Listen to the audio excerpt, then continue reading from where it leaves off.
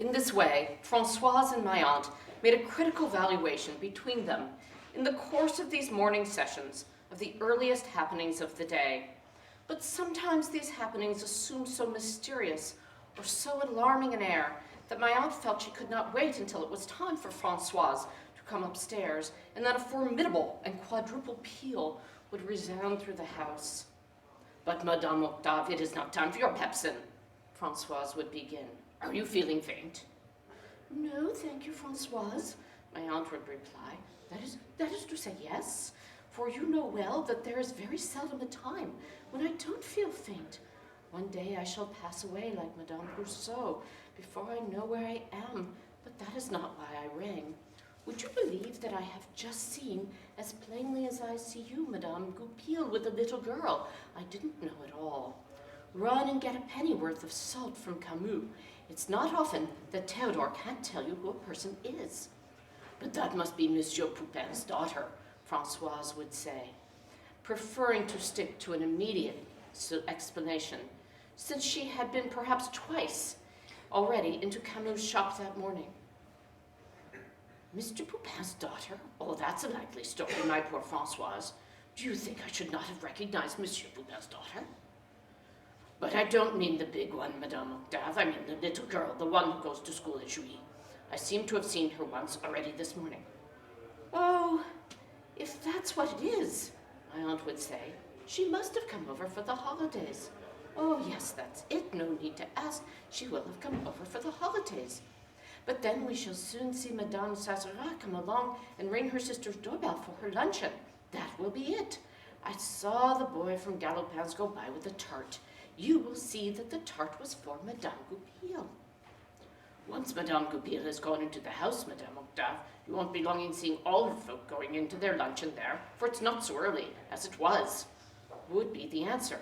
For Françoise, who was anxious to retire downstairs to look after our own meal, was not sorry to leave my aunt with the prospect of such a distraction.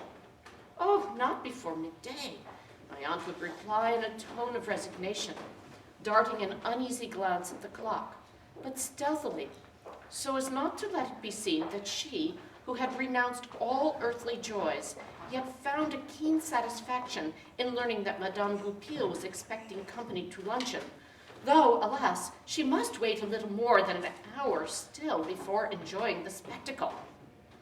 "And it will come in the middle of my luncheon," she would murmur to herself. Her luncheon was such a distraction in itself that she did not like any other to come at the same time. "At least you will not forget to give me my creamed eggs on one of the flat plates." These were the only plates which had pictures on them, and my aunt used to amuse herself at every meal by reading the description on whichever might have been sent up to her. She would put on her spectacles and spell out, "Ali Baba and the 40 Thieves, Aladdin or the Wonderful Lamp," and smile and say, "Very good indeed." "I may as well go across to Camus," Françoise would hazard, seeing that my aunt no longer had any intention of sending her there. No, it's not worthwhile now. It's certain to be the Poupin girl. My poor Françoise, I am sorry to have made you come upstairs for nothing." But it was not for nothing, as my aunt well knew that she had rung for Françoise, since at Combray, a person whom one didn't know at all was as incredible a being as any mythological deity. And it was apt to be forgotten that after each occasion on which there had appeared in the Rue de Saint-Esprit or in the square one of those bewildering phenomena, careful and exhaustive researches had invariably reduced the fabulous monster to the proportions of a person whom one did know, either personally or in the abstract, in his or her civil status, as being more or less closely related to some family in Combray.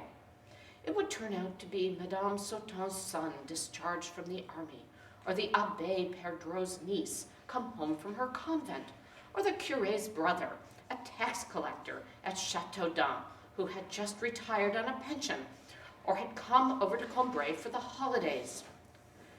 On first noticing them, you had been impressed by the thought that there might be in Combray people whom you didn't know at all, simply because you had failed to recognize or identify them at once.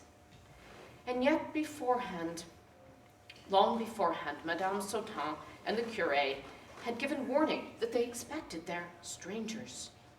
In the evening, when I came in and went upstairs to tell my aunt the incidents of our walk, if I was rash enough to say to her that we had passed near the Pont Vieux a man whom my grandfather didn't know, "A man grandfather didn't know at all," she would exclaim. "That's a likely story."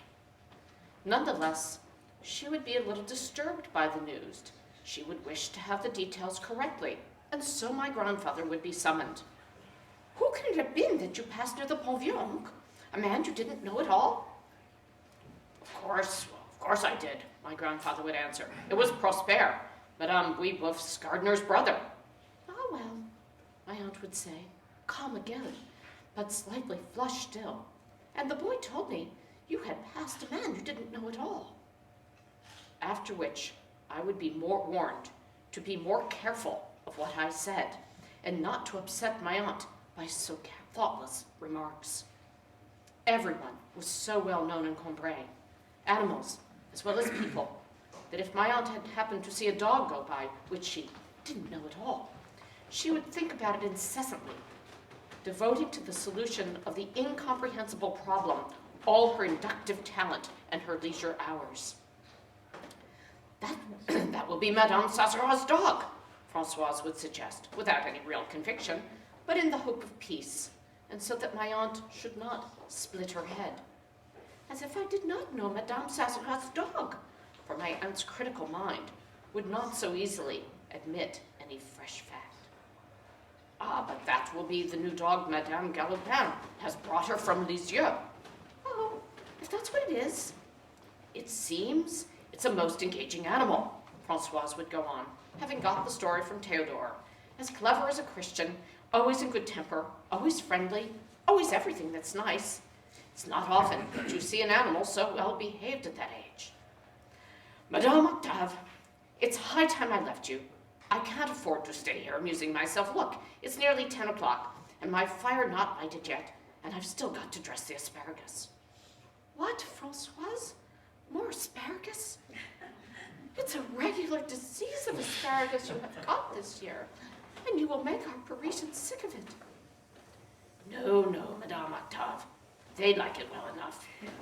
They'll be coming back from church soon, hungry as hunters, and they won't eat it out of the back of their spoons, you'll see." "Church? Why, they must be there now. You'd better not lose any time. Go and look after your luncheon."